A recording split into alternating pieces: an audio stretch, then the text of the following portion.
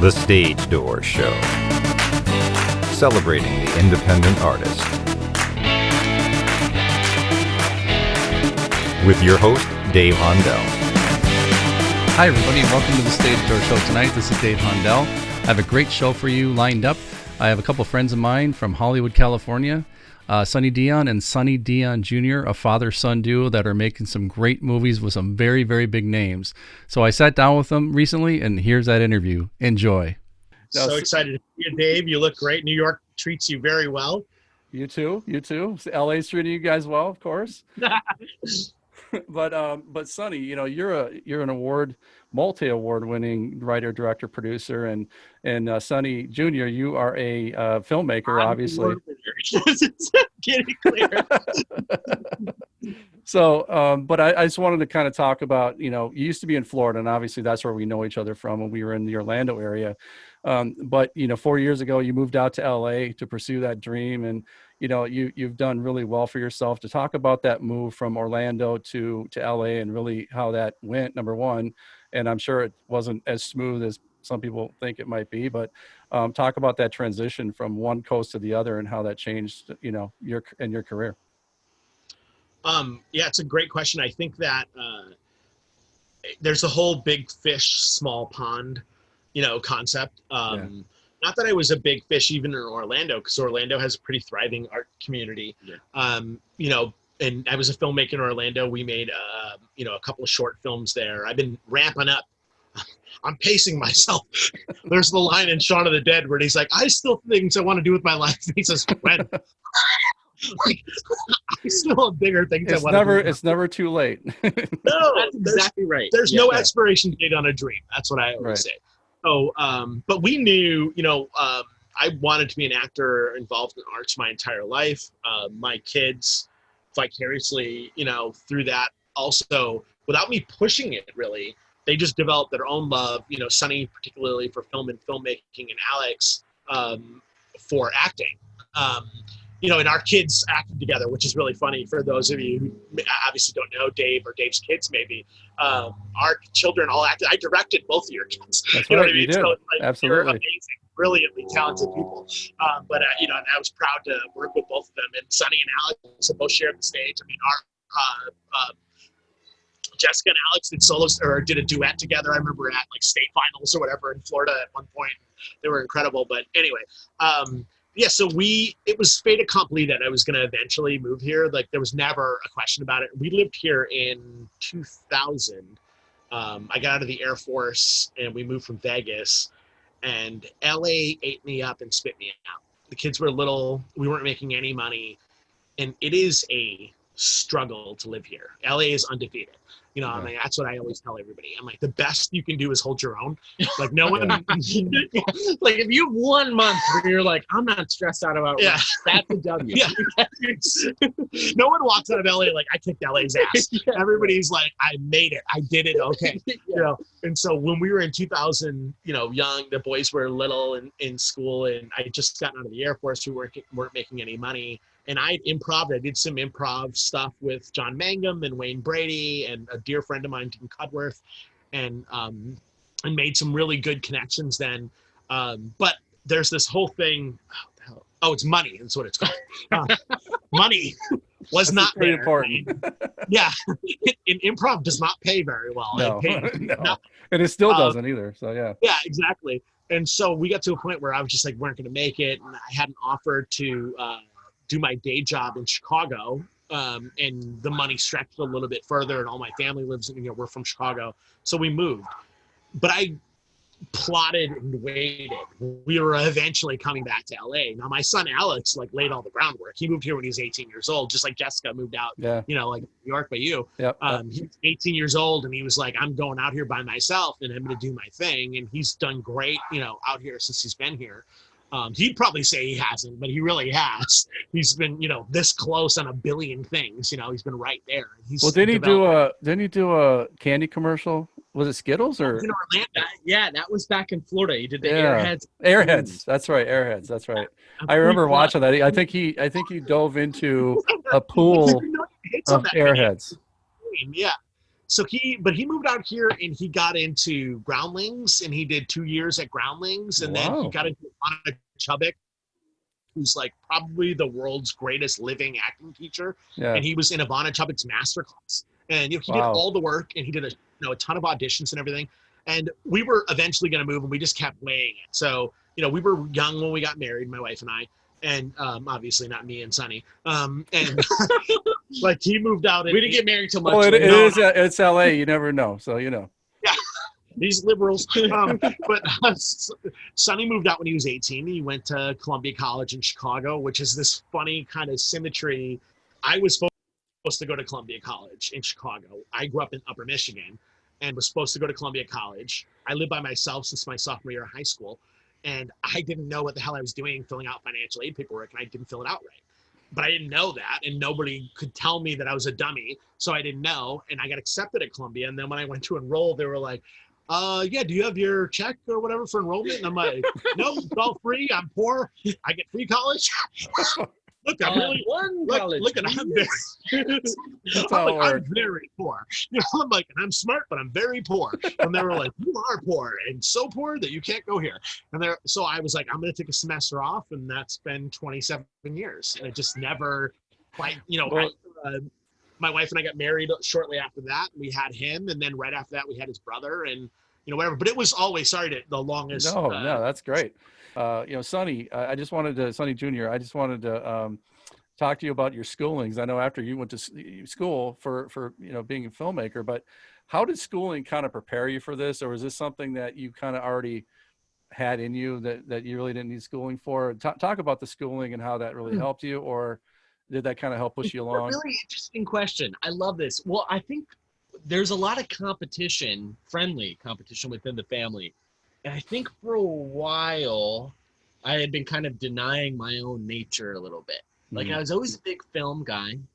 And I remember being, 14, 15, 16, kind of going up into the closet and digging through, dad's DVDs. And it's like watching Citizen Kane for the first time, going through Friedkin, like that kind of stuff. And for whatever reason, because remember when I first enrolled in Columbia, I was going to study music.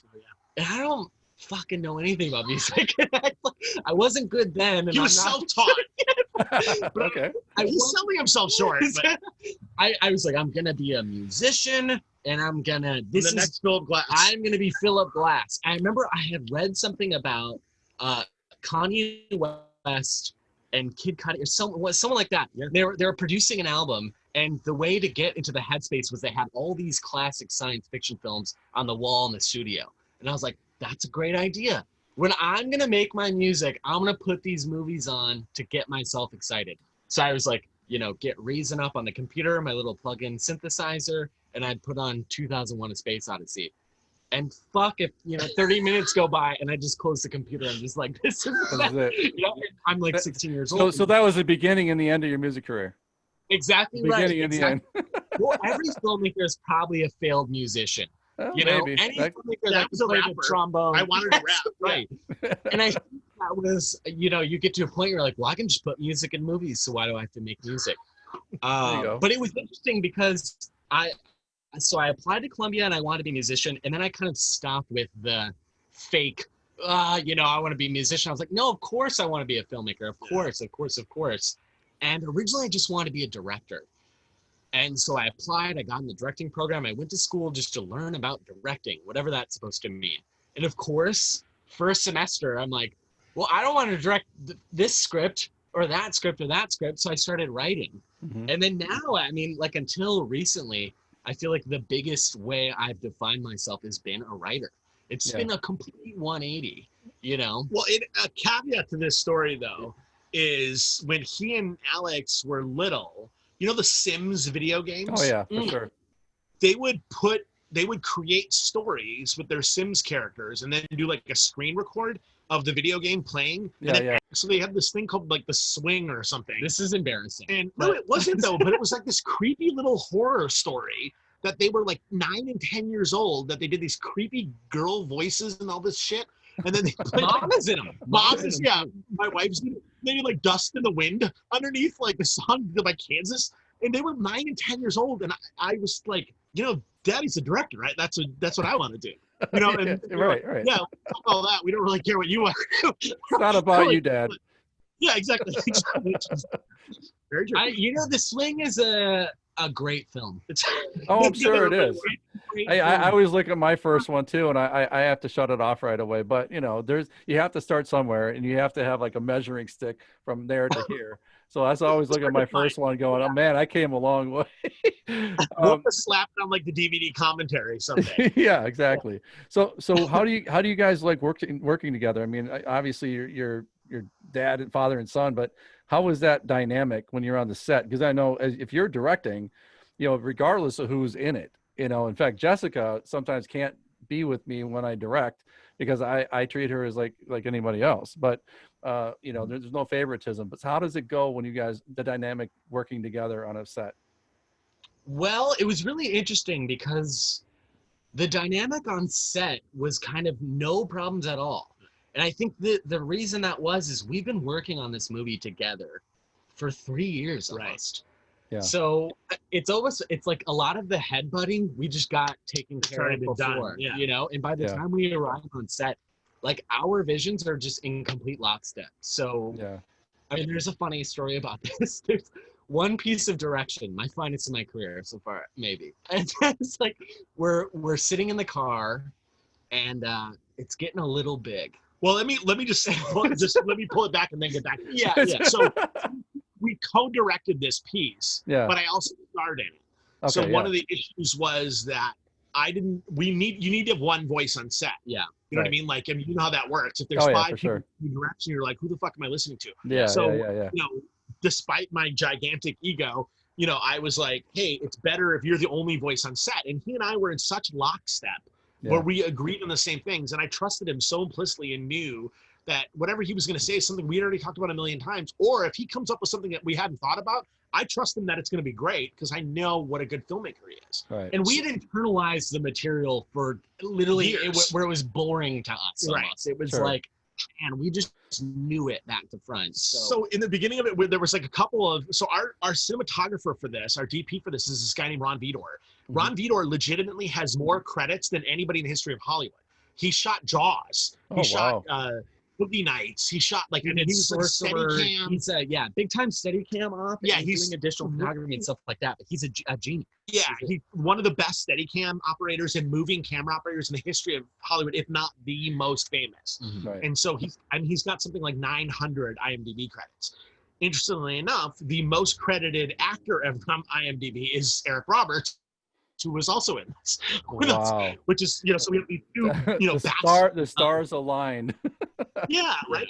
So, anyway, so while we're doing this, we know we have this great cinematographer or whatever, but Sonny and I are very locked in what we want to do. Yeah. So when the idea is when our DP, who you want to trust because obviously he's got all this experience, but when he was like, his thoughts were disparate for what we were doing, I would just kind of go like, are you okay with that? Like, because I heard that, but I didn't want to overstep because at this point I'm supposed to be concentrating on being an actor. Right. And so in the beginning of the process, we had Eric Roberts on the first day. Yeah. So we only shot for 3 days or 4 days really. Yeah. So we had Eric for the first day and it was pretty much just Eric and I and Alex. Alex came in later. Yeah, that's right.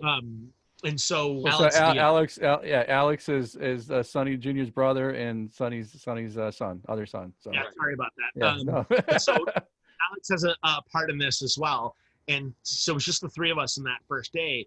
But while we were shooting, in the beginning of it, I was very much like, oh, do I got to say something? Should I step in here? But then watching, because we had never worked in that aspect of it. We'd never co-directed anything. Yeah. So in that aspect, I was like, after a while, I was like, I don't have to say shit because he's already got it. He's already thinking of it. Right. So then we're in the car and we're acting, and now, oh my God. So this is, I think this is just a testament to how closely we had figured out the material between us. We do a take of this scene. The scene is good. It's fine. It's a little big. And all I have to say, I just walk around, cameras resetting up, they're adjusting the lighting, blah, blah, blah. And I lean up to the driver's seat and I go, Dad, let's do one more, just a little less Sonny Dyon. A little less Sonny Dyon. And walk away. And the next take's fucking perfect. But I knew exactly talking a little bit, whatever else. but I knew right before that actually happened that he was fine. So Eric Roberts, who's a consummate professional, he really is great. And on camera, once he's on camera, dude, he's money. He gave us so much that we were just like, I hadn't even thought of reading it that way.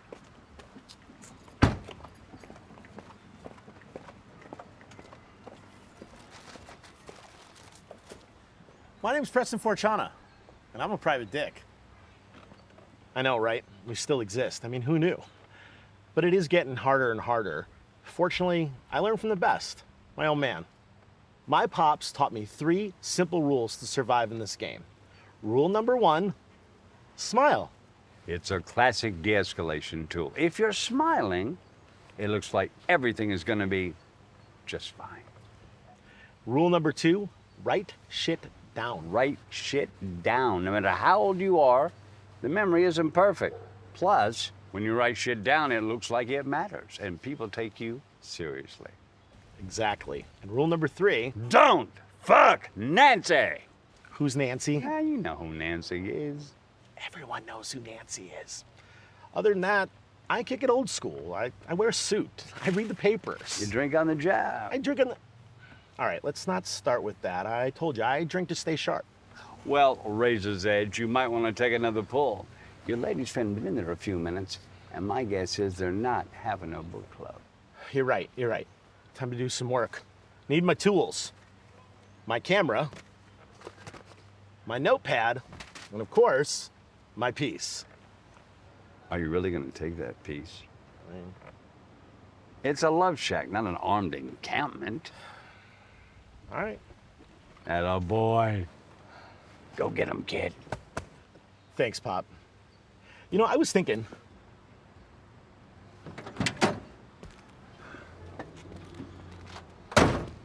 sometimes I forget that you're dead.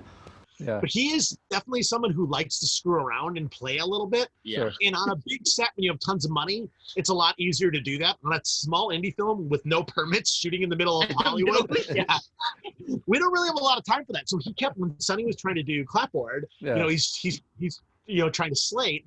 Eric kept grabbing the slate. Just to be funny. He wasn't being a dick. He was just being funny. But he kept doing it. And we're like, you know, there's cars coming by and stuff, and it's like we're kind of up against the gun. We really need to get out of this car and move to the environment. The money we've put into this is all donezo, all down the drain if one cop drives by. Yeah. So like every second, we're all, I mean, me and you are trying to be cool. Just pouring you gotta have sweat. a watch. You gotta have a watch out. And we're 2 blocks away from the Wilcox police station in Hollywood. Like I literally live in the heart of Hollywood. I'm half a mile from Hollywood and Highland where the Oscars are. Like we literally live. I live a block off of Sunset. You know, so we're ended up shooting. So You're we're in the mix. And Eric keeps pulling the slate. And finally, Sonny's been really cool about it. Finally, Sonny goes, Eric, stop fucking around and stop grabbing the slate. He's like, sorry, boss. He had yelled at me in front of the crew, but he was just being very funny about it. Yeah, that's cool. It was great to see this guy who's been directed by, you know, Paul Thomas Anderson and Bob and Christopher Nolan and just the icons of our industry. And this is my kid, you know what I mean? And he's toe to toe with this, you know, guy. Was for me as a dad and also as a collaborator, you know, professionally with him. But just as his father, I was like, that's my kid. That's my kid. But, you know, speaking of Eric Roberts, you know, Sonny, you worked with, you know, Mark Hamill, and you worked with Jon Heder and, you know, Kevin Conroy, all kinds of stars and star power in Relatively Super, your animated short. So I want to talk about that a little bit, because I think that, you know, for our indie filmmakers out there that are just getting started, I mean, when they hear those names, they're thinking, how in the hell does he get those names on an indie film like that? So talk about that process and talk about working with those stars, because I've seen some of your footage behind the scenes, which we're going to show here in a minute. But you know, they were as professional as anybody would be on a major set with a major studio, right? So talk about that process. How did you get them, and then, you know, talk about working with them. So this is got to be 15 years ago or something. We still lived in Chicago, so it's like 15 years ago, and it was like Christmas break, or I think it was Pulaski Day. The classic Chicago holiday, Pulaski Day. Casimir Casimir Day. Pulaski Day. So You get a day off. The best. So the boys were off school. Shout out to the Prussian luminary, Casimir Pulaski.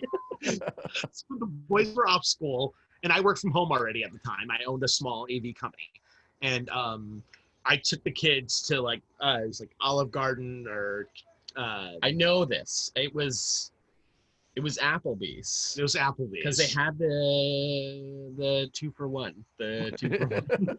So maybe I was drinking at lunch. I recall, sure. So maybe I'm double fisting gin and tonics. Maybe it was all Yeah. good. We'll just Yeah.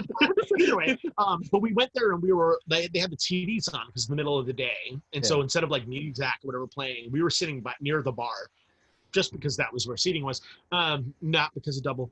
Anyway, so we were sitting there near the bar, and they had this thing where they had discovered an ossuary in Jerusalem. What is an ossuary? It's a bone box, like a coffin box.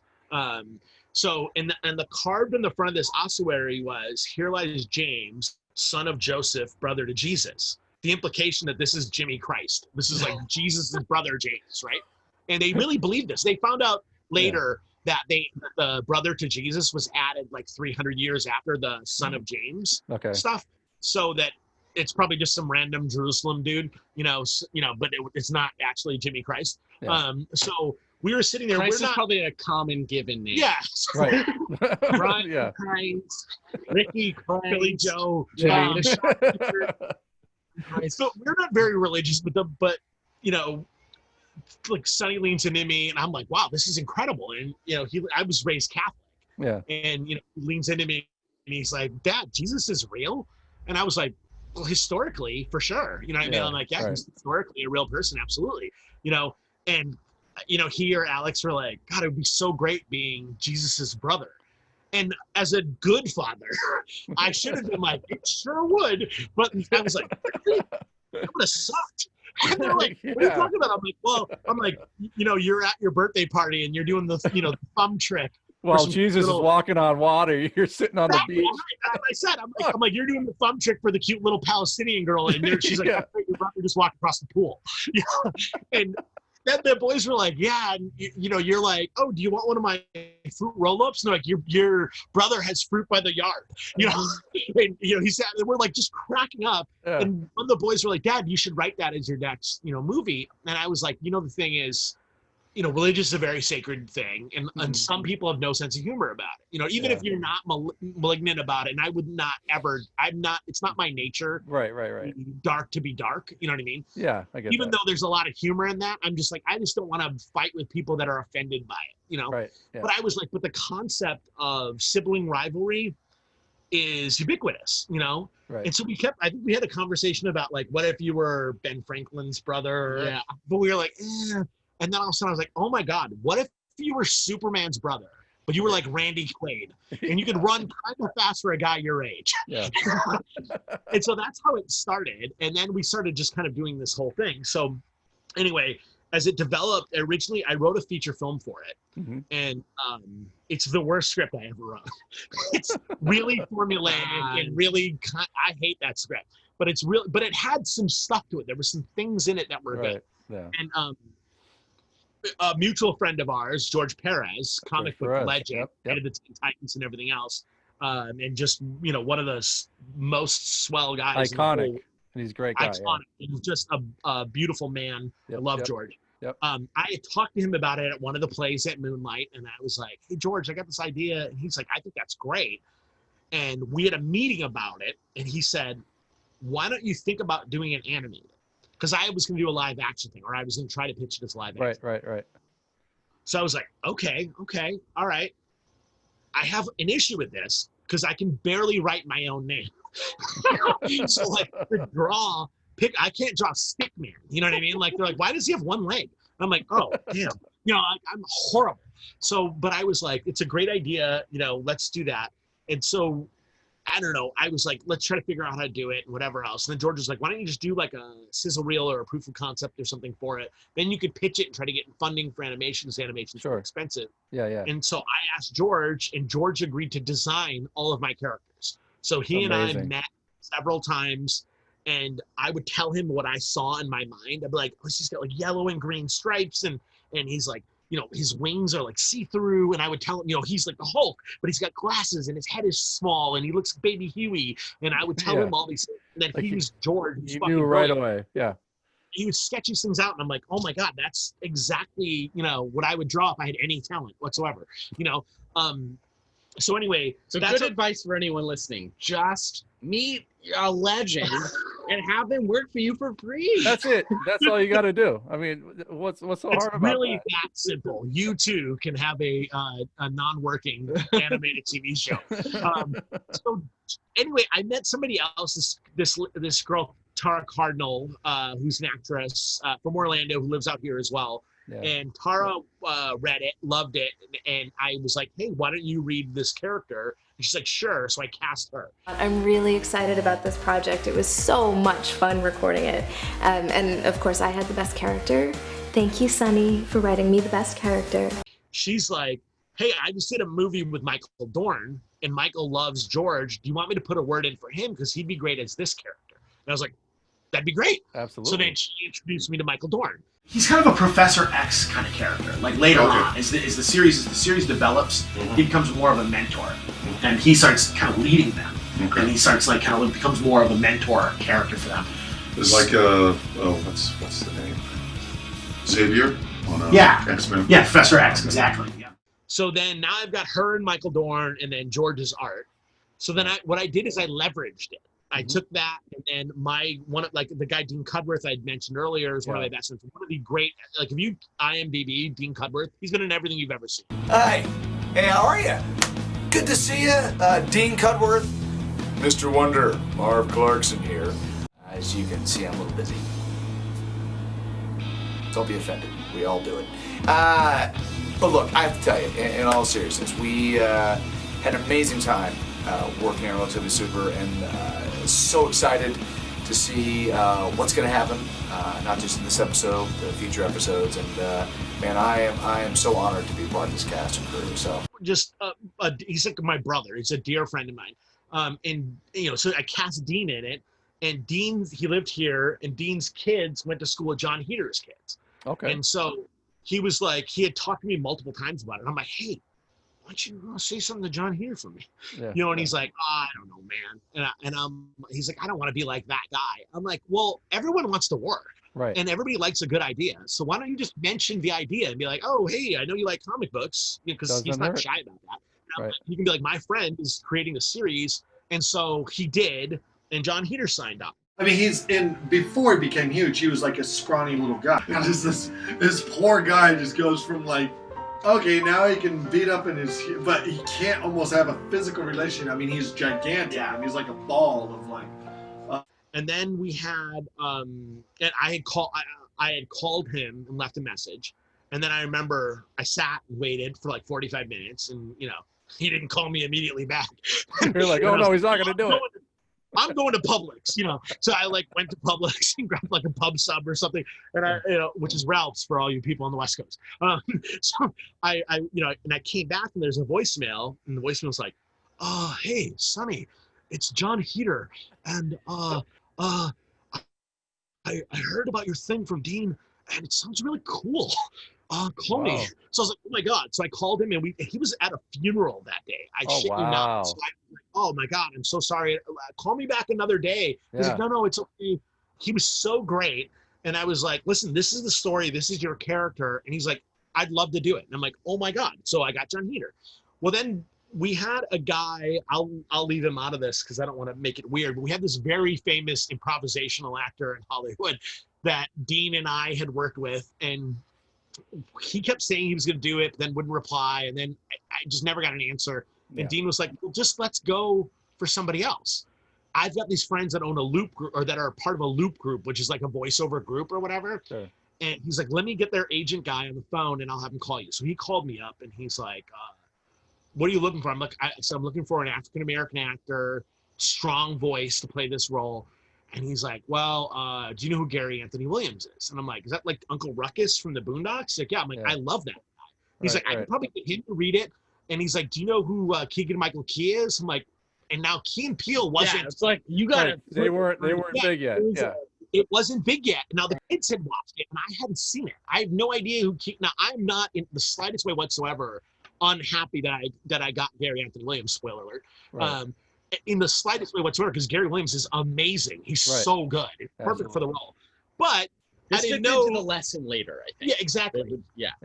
So I didn't know Keegan Michael Key was, and I didn't know who Jordan Peele was, and we had no idea that Jordan Peele was going to be Jordan Peele. Right. Right. So he's like, let me get these guys. So anyway, the next day, I'm sitting there, and it's like 10 o'clock in the morning, East Coast time, 7 o'clock LA time, and I get a phone call, and it's an 818 number, and it's like, hi, Sonny, this is Gary Anthony Williams. And I go, fuck off. Who is this?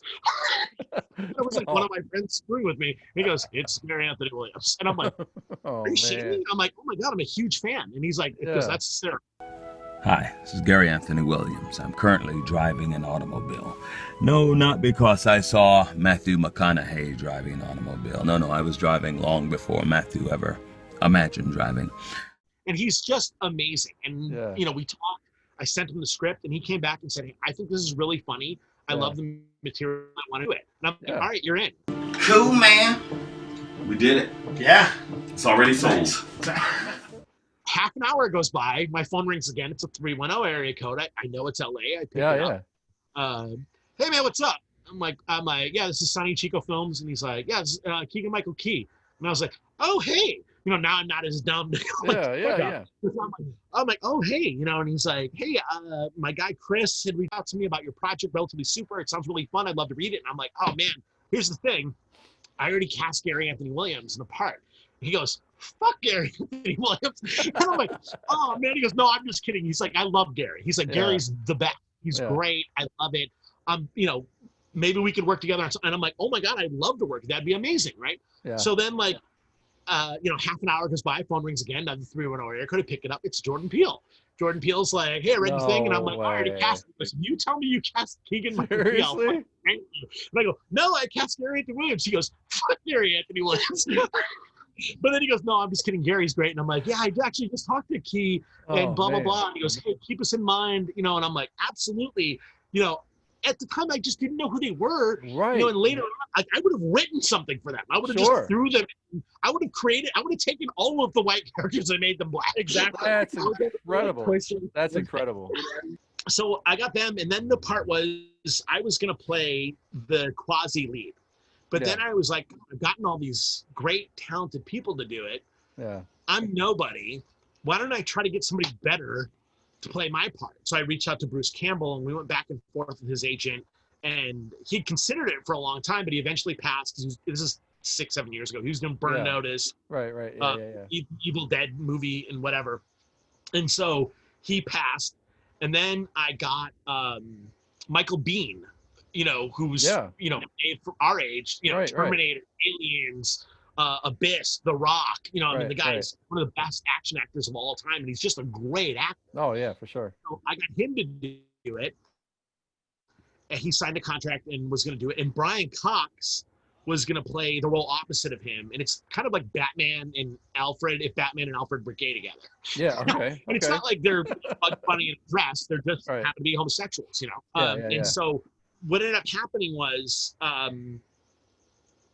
I think Michael Biehn fired his agent or something, because then I was trying to schedule us to record our session, and I could not get a response from his agent. Right. So finally I called, and I'm like, look, I got a contract on this guy. Your agent's not calling me back.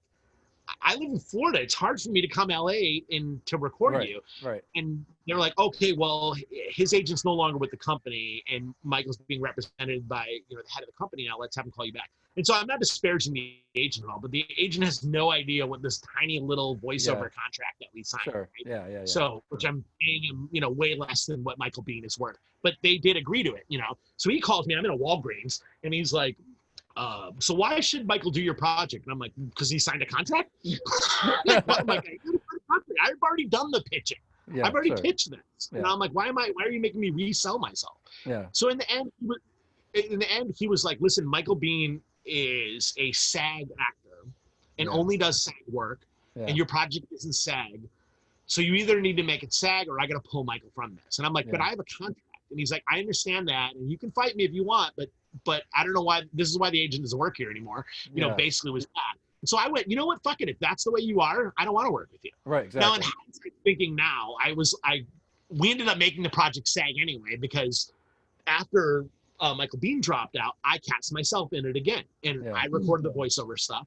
And then I was like, oh man, I wish I could get somebody else. I went back to Bruce Campbell's guys, and I'm like, hey, listen, I got Gary Williams in this. I got Michael Dorn in this. I got Jon Heder in this. He doesn't have to carry it. He's just another voice. Right. And he's like, let me reach out to him again. And so he reached out again. He turned me down again. But he's like, hey, I represent a lot of voice actors. And, you know, he goes, do you know who Judd Nelson is? And I'm like, oh, yeah. I'm, you know, at the time, I'm like, I'm 40. You know, I grew up with the Breakfast Club. Yeah, I'm like, exactly. You know, and he's like, well, how about C. Thomas Howell? And I'm like, yeah, duh. I saw Soul Man. I feel bad about it. You know, like, it's Thomas Howell, you know, but I'm like, but yeah. So he's like, then he goes, or you know what would be great for this? He goes, do you know who Kevin Conroy is? I'm like, Batman. And he's like, yeah. And I go, that reach out to him already. But Kevin Conroy, yeah. Yeah, I'm like, it's Batman, and the character is Batman basically. It's a, you know, an amalgamation of this character. That voice. Don't sue me. Yeah. But the character is basically, you know, a runoff of Batman. Hey, this is Kevin Conroy from the Batcave. He's calling himself Blackout now. I mean, come on. You know, I sent DC and Marvel Comics this idea first, and they were super gracious, and they sent me a very nice cease and desist letter. Really? Seriously? Yeah, for sure. Wow. They really did.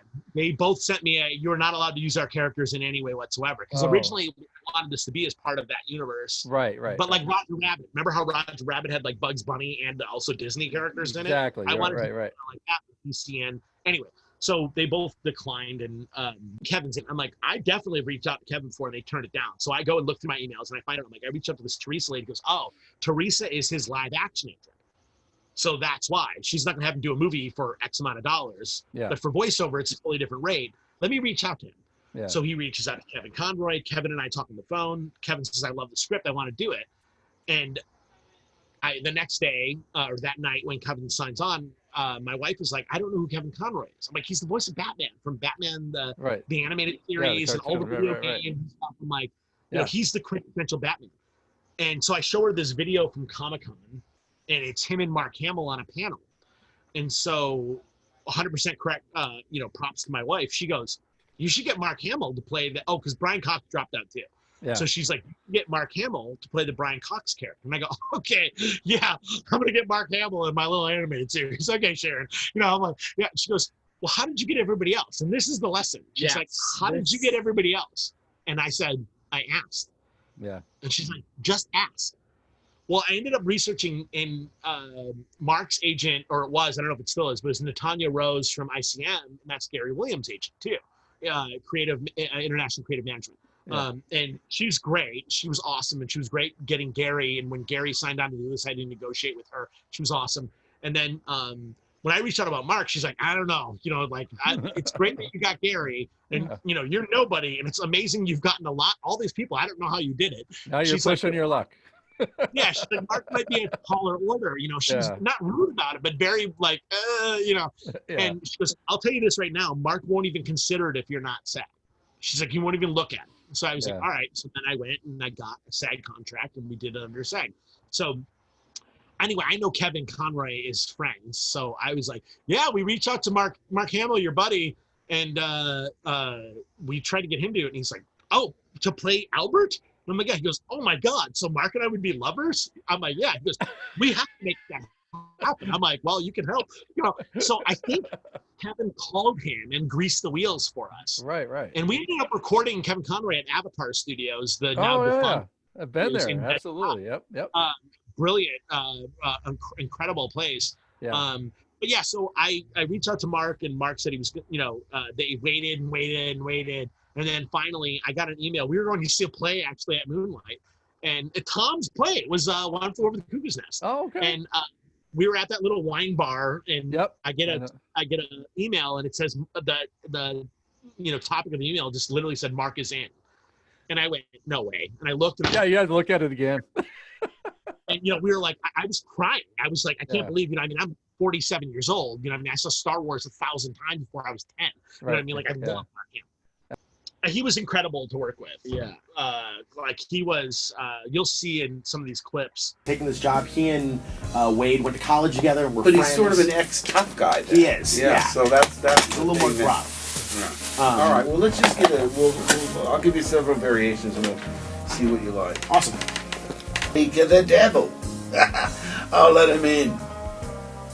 Remember, you were young once too. He's your brother. Be patient. Now, I'm not sensitive. If you hear it in your head a certain way and want to give me a line reading, it doesn't bother me. I call myself the anti-Shatner.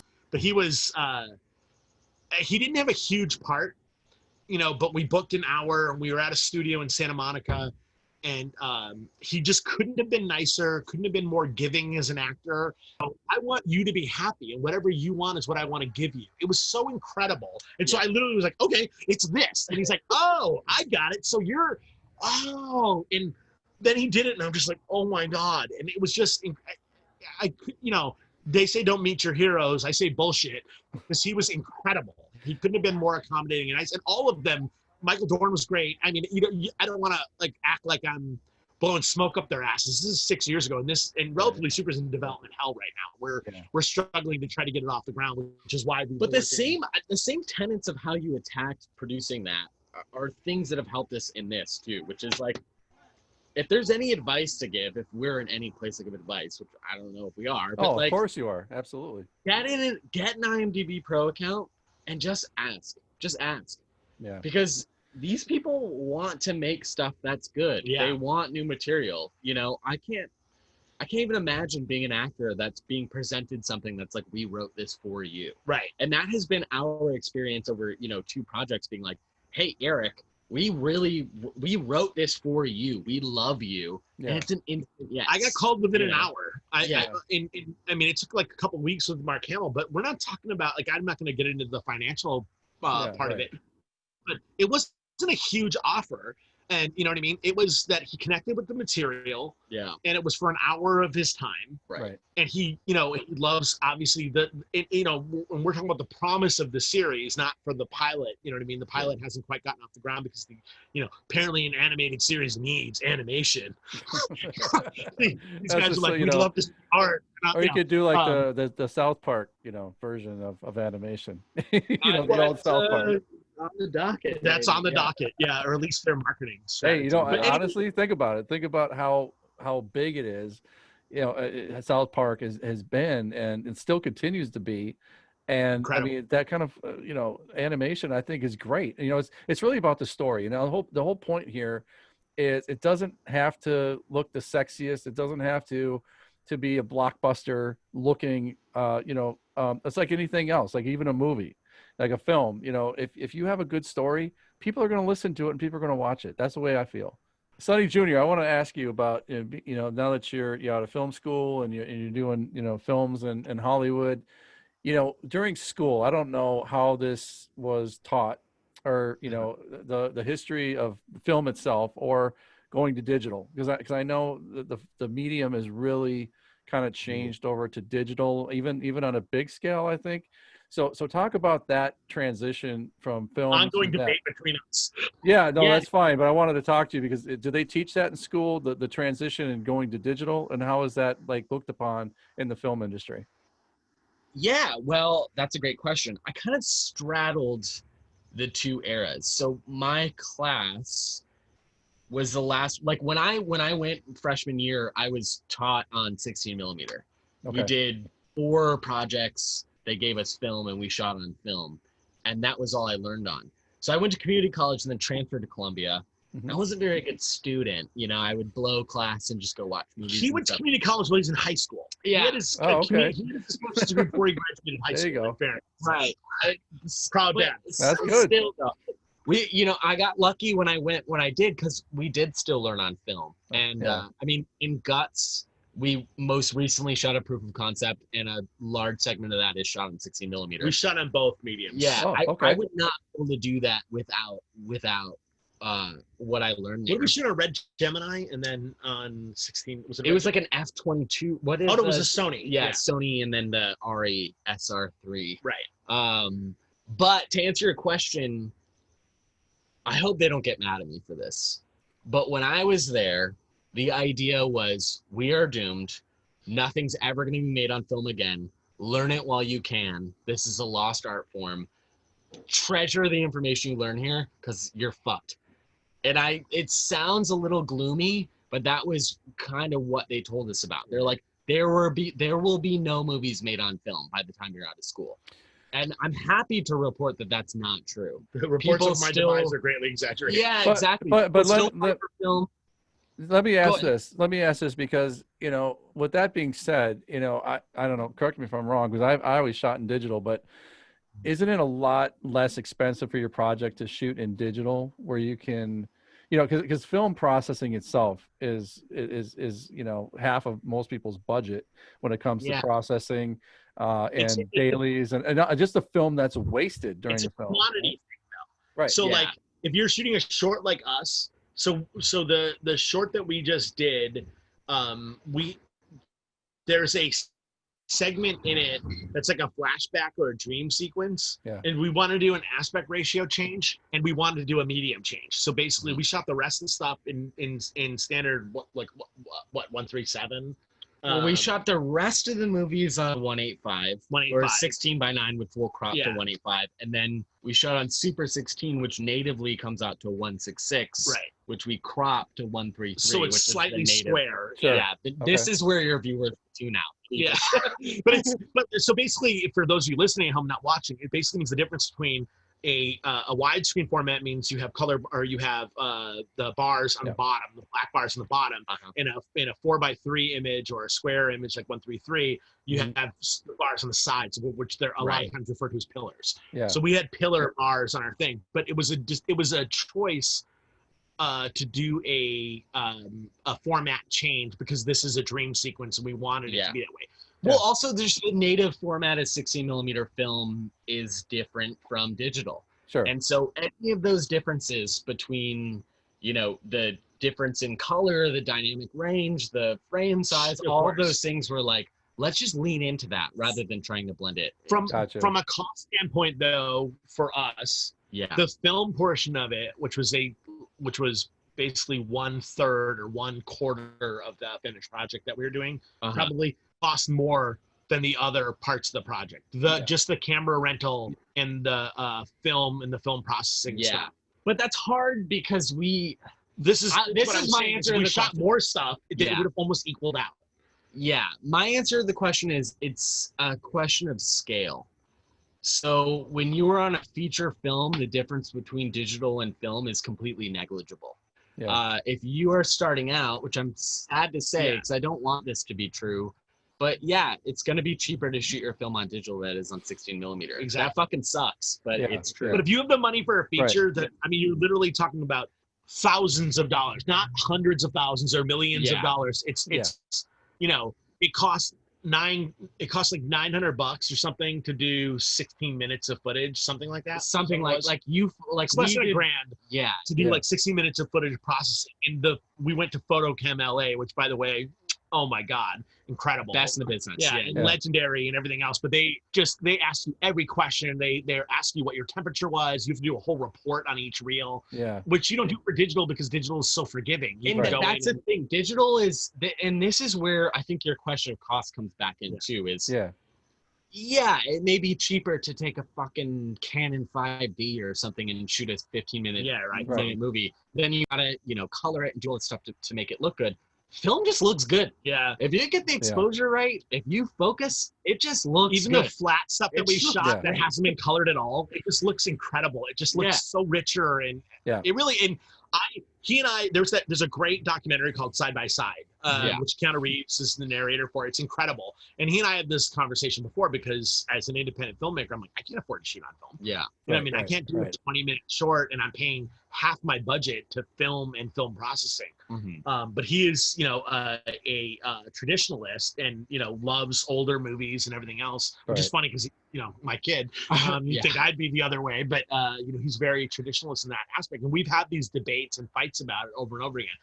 And this is one of the reasons why we did this for this project is because I wanted to see his side of it. Right. You know, because I was certain of my side of it. I've already shot on digital, and I've done Right. multiple shoots and multiple projects. Well, But we I got never shot lucky on too, film. because I had been working on something yeah. else, which I won't, whatever. It never panned quite out, but I had bought about 1,200 feet of film, which is like, you know, maybe 30 minutes. Right. Right. And it's sitting in my fridge for a year, just Yeah. sitting back. Yeah, right. And so we Right. started talking about this idea. Dad's like, yeah, I have this dream that, you know, it's like for China Undercover. It's this flashback sequence, 70s cop shows. I'm like, dude, I got the film in my fridge. I already paid for it. Let's fucking go. Let's shoot it on 16 mil. Yeah, let's get the camera. So we let's rented go. a separate. So what we basically did for our shoot is that Friday, we had a weekend, right?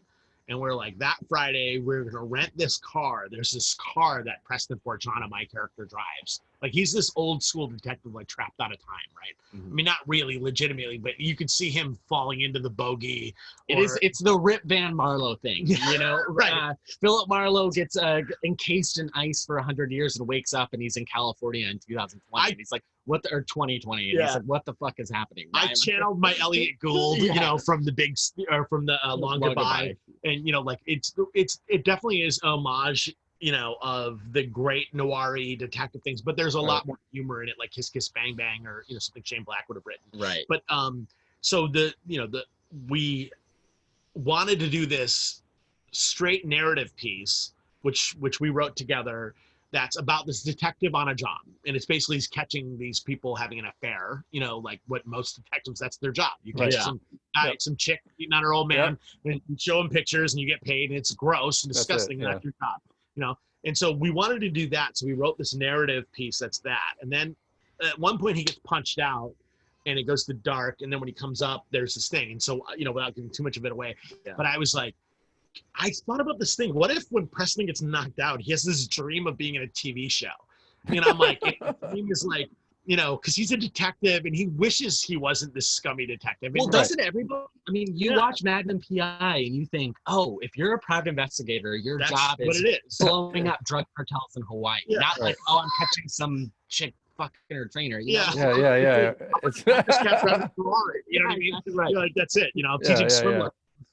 But I wanted to thank you. What inspires me about you, Sonny, is that your family is amazing, and you all work together so seamlessly, and you can't really, you know, buy that. You know, these days it's so many, you know, kids go off to college or they go start families or whatever, but you guys just have a nice tight-knit family, and you guys are able to work together. I think there's nothing better in the world to see, you know, than a family that sticks together and works together so well. And you guys are chasing your dreams that are all the same, and you can't really beat that. So kudos to you for raising such a great family, you and Sharon. 2,000 years of that. Yeah, Absolutely. well, and I would offer the same to you, because I've seen the same thing with you and Jess and with Eric as well. I saw Eric was doing some photography or something, and I was like, you know, I love that kid. You know, I mean, he was. I directed him Damn Yankees, him and Jess, and he was, you know, they both were incredible. But Eric, I just loved him, and he was. I remember when I was the assistant director for Willy Wonka, and he was incredible in that as well. He's just a good kid. But here's what I think, and I think you get this as well. And I know when we worked together on the Ann Nesby video and on Jingy as well, I find that if you're doing this and you're not working with people you like to work with, and people that, like, I mean, obviously their talent has to be there. They have to be good enough to do the parts. You know, you don't give parts to anybody. It just doesn't work that way. Yeah. You know, it's not UNICEF. You know, but like, if you work with people that are talented and dedicated and passionate, and especially if you like being around them, the work is not work. It's easy. Yeah. You like, you know, we busted our ass for 15 hours a day or 16 hours a day for 4 days. And when it was done, the first thing I could think of is, God damn it, I wish I was back doing it. I know. You get that kind all of... I wanted to do was get back to shooting and busting my ass for 16 hours a day. I hear you. I hear missed you. it so much. There's you know? a serious depression that creeps in when it's all over. Well, I mean, I'm the luckiest guy in the world. I've got a point where my son and both my sons, Alex is a great actor, and we put it, you know, I try to work with him as much as I can, but he's doing other shit too. That was the other, we didn't talk about this at all. Before this, I had directed Alex in 2 other shorts as like the lead. I mean, Alex is fucking dynamite. Yeah, he's incredible. And it's like, for us, you had mentioned earlier about the directing thing. You know, we were concerned of it. What's that?